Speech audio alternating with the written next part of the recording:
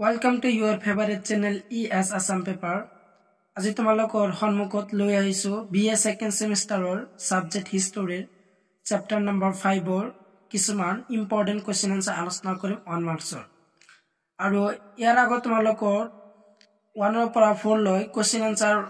important আলোচনা কৰিছো তো তোমালোকে এই চেনেলত যাই তোমালোকে 1 ৰ পৰা 4 লৈ question answer চাব পাৰা নহলে এই ভিডিও ডেসক্ৰিপচনত দিয়া আছে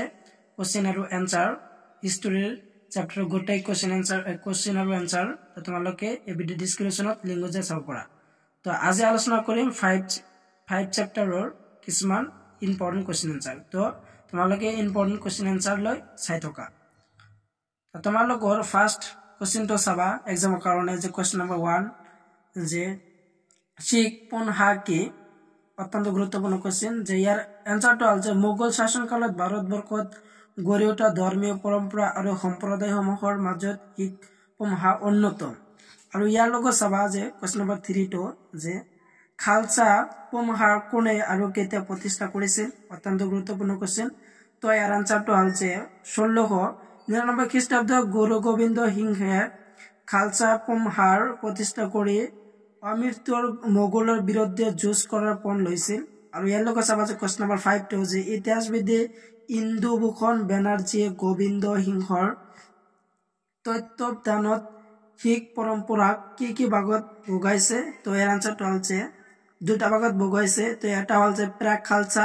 1675 পৰা 99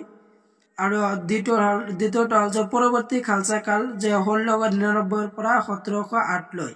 আৰু ইয়াৰ লগত চাবলীয়া কোৱেশ্চনটো হল যে কোৱেশ্চন নম্বৰ 7 যে শিৱাজীৰ জন্ম কত হৈছিল অত্যন্ত গুৰুত্বপূৰ্ণ কোৱেশ্চন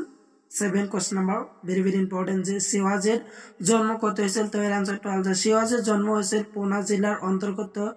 জুন্নৰ নামৰ ঠাইখনৰ কাকত অৱস্থিত শিৱনীৰ দুৰ্গত শিৱাজীৰ জন্ম হৈছিল আৰু আছে তো তোমালোকে হেক লৈ চাই থকা তোমালোকৰ পিছৰ কোৱেশ্চনটো হল যে কোৱেশ্চন নম্বৰ 10 যে শিৱাজীৰ আধ্যাত্মিক গুৰুজনৰ নাম কি এই কোৱেশ্চনটো অত্যন্ত গুৰুত্বপূৰ্ণ যে স্বামী ৰাম দাস শিৱাজীৰ আধ্যাত্মিক গুৰুজনৰ নাম হল যে স্বামী ৰাম দাস তো ইয়াৰ লগত চাবা যে কোৱেশ্চন নম্বৰ 11 যে শিৱাজীয়ে কোন চনত জাবলি অধিকাৰ কৰে তো 1696 চনত আৰু তাৰ পিছত চাবা যে কোৱেশ্চন নম্বৰ 11 নহয় যে 12 যে ৰজা জয়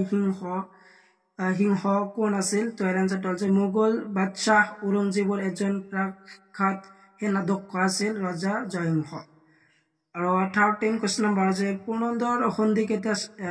স্বাক্ষৰিত হৈছিল তো এৰ আনসাৰটা হচ্ছে 1665 চনত 24 জুনত পুৰন্দৰ সিংহ স্বাক্ষৰিত হৈছিল আৰু কোৱেশ্চন নম্বৰ 15 যে শিৱাজীয়ে কেতিয়া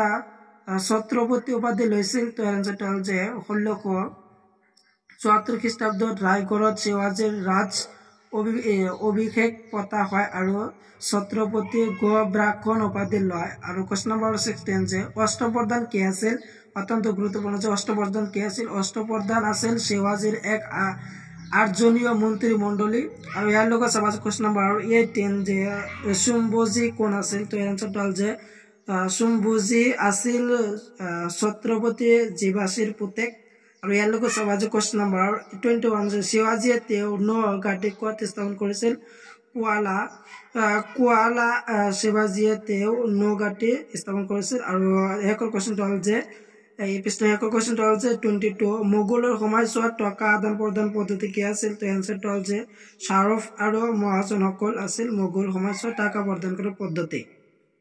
আৰু আছে তোমালোকৰ কোৱেশ্চন যে কোৱেশ্চন নম্বৰ 24 যে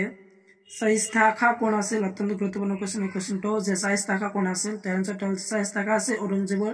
দক্ষিণাঞ্চল চুৱাদাৰ আৰু তো ইয়াৰ লগত চাবা যে 25 যে শিৱাজীৰ ৰাজধানীখনৰ নাম কি যে শিৱাজীৰ ৰাজধানীৰ নাম হল যে ৰায়গড় আছিল শিৱাজীৰ ৰাজধানীখনৰ নাম তো আজিৰ ভিডিও হেকৰ কোৱেশ্চনটো হল যে